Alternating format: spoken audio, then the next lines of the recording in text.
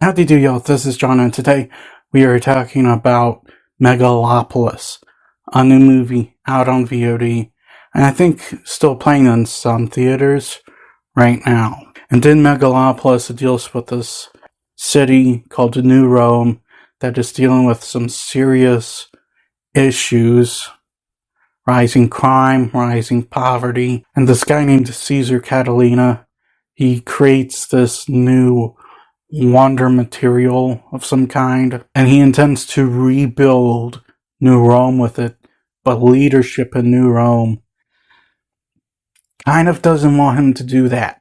Okay, so to get things started, first and foremost, what I liked about the movie, oh my, I honestly do think that the actors do very good in this film. Adam Driver, he plays Caesar, and, Caesar, he's a little more complicated than Driver's usual character. The guy's a visionary.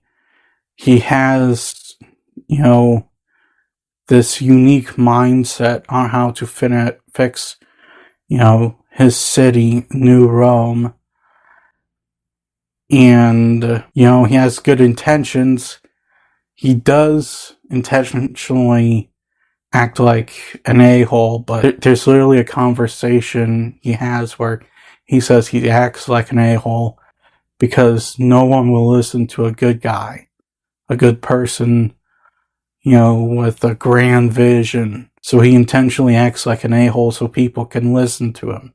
Well, will listen to him. And, Driver does a good job at that.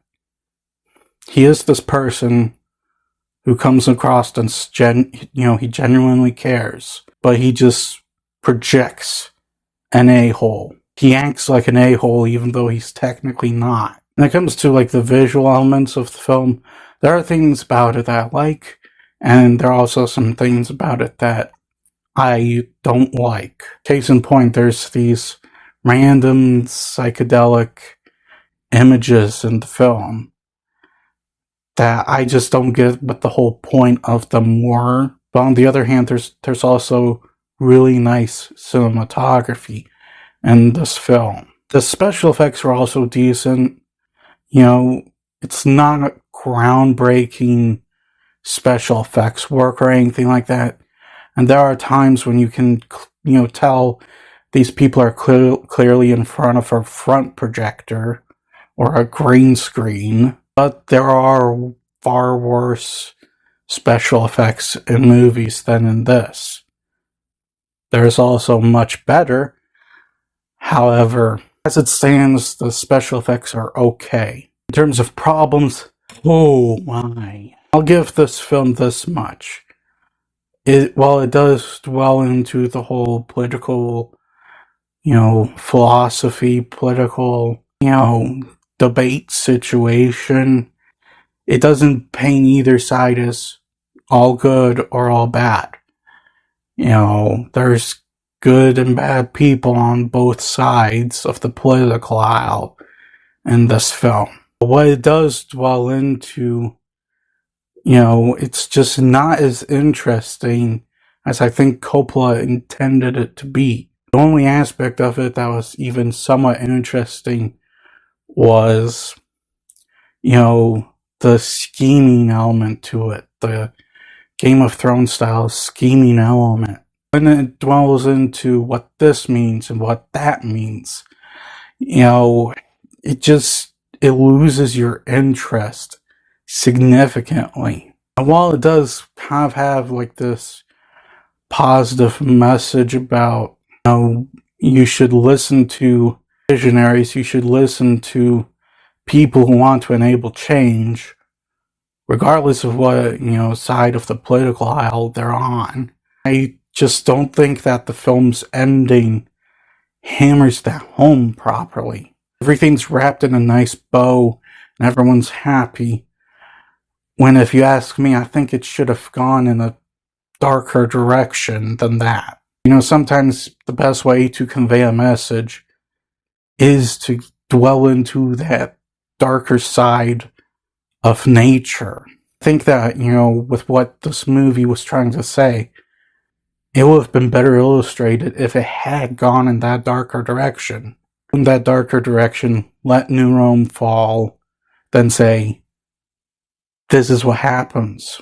I also think that the whole Megalon Wonder material thing was kind of a cop-out. Megalon, I don't entirely understand what it does. It seems to do everything, though. And, it just felt like a cop-out with certain elements that go on in the film. A wonder material that does everything. That's just kind of, I hate to say it with Coppola, but that just sounds like lazy writing. And that really sucks because Coppola had been working on this film for 60 years. Why didn't he think of an official thing for Megalon to do? I don't know. I really don't know. Last thing that I'm going to talk about, the actual story of the film. It's not written in an interesting way. And again, that sucks because this is